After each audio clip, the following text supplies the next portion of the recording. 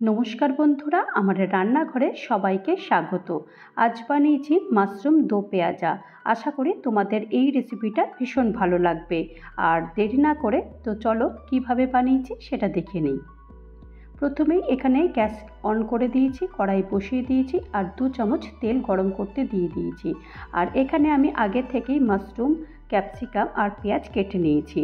Mushroom, পেঁয়াজ আর capsicum আমি square মতো কেটে নিয়েছি। তো তেলটা গরম হয়ে গেছে আর প্রথমে আমি এখানে ক্যাপসিকাম আর পেঁয়াজ আমি এটা দিয়ে দিয়েছি।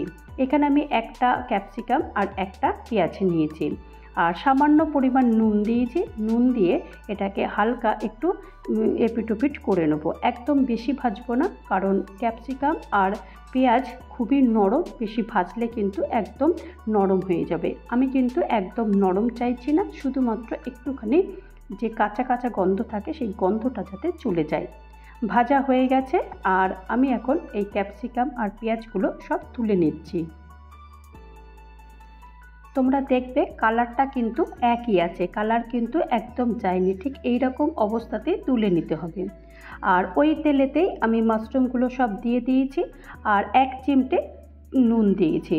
নুন দিয়েও এরকম ভালো করে ঠিক ক্যাপসিকাম আর পেঁয়াজ যেমন ভেজেছি সেই রকমই হালকা হালকা করে একটু মাশরুমও ভেজে নেব।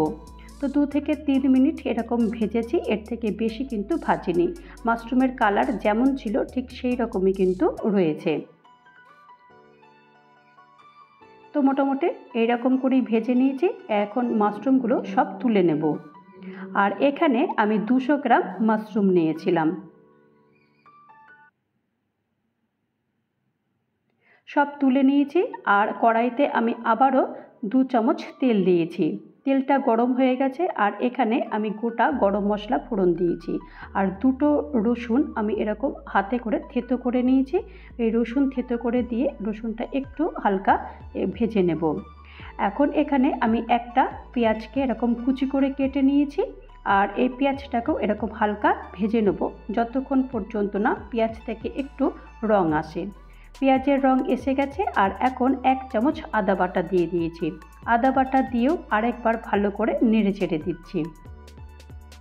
এখন এখানে একটা টমেটো এরকম কুচি করে কেটে নিয়েছি আর স্বাদ মতো নুন দিয়েছি আর 1/2 চামচ হলুদ গুঁড়ো দিয়েছি। সব দিয়ে দিয়েছি। দিয়ে দেওয়ার পর আরেকবার ভালো করে মশলাটা কষিয়ে নেব যতক্ষণ পর্যন্ত না পেঁয়াজ আর টমেটো একটু নরম হয়ে যায়, ততক্ষণ পর্যন্ত মশলাটা ঠিক এইরকমভাবেই ভেজে নিচ্ছি।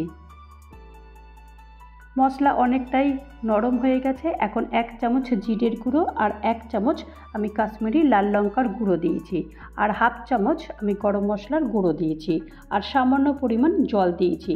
জল দিলে মশলাটা বেশ সুন্দর কষে যায়।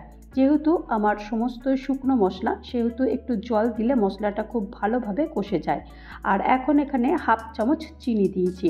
চিনিটা তোমরা চাইলে স্কিপ করে যেতে পারো আর চিনিটা দিলে খুব একটা কিন্তু খারাপ লাগে না, পুরোপুরি খাবারের একটা ব্যালেন্স থাকে। তো মশলা সব দিয়ে ভালো করে বেশ মশলাটা কষিয়ে নিয়েছি আর দেখো মশলা থেকে তেল কিন্তু অলরেডি ছাড়তে শুরু করে দিয়েছে। এই রকম অবস্থাতেই বেশ আমি আরেকবার ভালো করে কষিয়ে নিচ্ছি। আর এখন আমি মাশরুমগুলো সব দিয়ে দেব। মাশরুম দিয়ে দিয়েছি। মাশরুম দিয়ে দেওয়ার পর আরেকবার ভালো করে মশলাটা কষিয়ে নেব। মশলাটা মোটামুটি কষিয়ে নিয়েছি আর ওপর থেকে কিছু ধনেপাতার কুচি দিয়েছি আর 1/2 চামচ মতো আমি কাসুরি মেথি হাতে একটু ক্রাশ করে দিয়ে দিয়েছি। আর এখানে একটা কাঁচা লঙ্কা চিড়ে দিয়েছি। কাঁচা লঙ্কাটা তোমরা আরও বেশি দিতে পারো, আমি এখানে একটাই কাঁচা লঙ্কা দিয়ে দিয়েছি, কারণ ক্যাপসিকাম দিলে একটু আপনা আপনি থেকে কিন্তু ঝালটা তৈরি হয়ে যায়। আর এখন ঢাকনা বন্ধ করে দেবো মাশরুমটা যতক্ষণ পর্যন্ত না একটু নরম হয়। ঢাকনা খুলে দিয়েছি। দেখো মাশরুম কিন্তু অনেকটাই নরম হয়ে গেছে। এখন ক্যাপসিকাম আর পেঁয়াজ দিয়ে দেব। ক্যাপসিকাম পেঁয়াজ দিয়ে দিয়েছি। আরেকবার ভালো করে সমস্ত মশলার সঙ্গে ভালো করে এটাকে মিশিয়ে দিতে হবে, যাতে করে ক্যাপসিকাম, পেঁয়াজ আর মাশরুম ভালোভাবে মিশে যেতে পারে। মোটামুটি মিশিয়ে দিয়েছি। এখন আমি এখানে 1/2 কাপ আমি ফ্রেশ ক্রিম দিয়েছি। ফ্রেশ ক্রিম দিয়ে দেওয়ার পরেও আরেকবার ভালো করে নেড়ে দেব।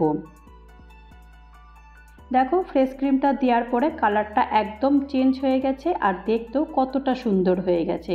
এই রকমভাবেই আমি নেড়ে দিয়েছি আর এটাকে কিন্তু আমি জল দিইনি, তোমরা চাইলে জল দিতে পারো। এখন ঢাকনা বন্ধ করে দেবো। এই ঢাকনা বন্ধ করে দেওয়ার পরেই আপনা আপনি জলটা বেরিয়ে যাবে। দেখো পুরোটাই ক্যাপসিকাম, পেঁয়াজ, মাশরুম থেকে অটোমেটিক্যালি জল বেরিয়ে এসেছে। আর তোমরা যদি এর থেকে একটু গ্রেভি খেতে চাও তাহলে তোমরা এখানে এক্সট্রা জল ইউজ করতে পারো। আমি এখানে একটু শুকনো মতো রান্না করব, সেই জন্য আমি এখানে জল ইউজ করিনি।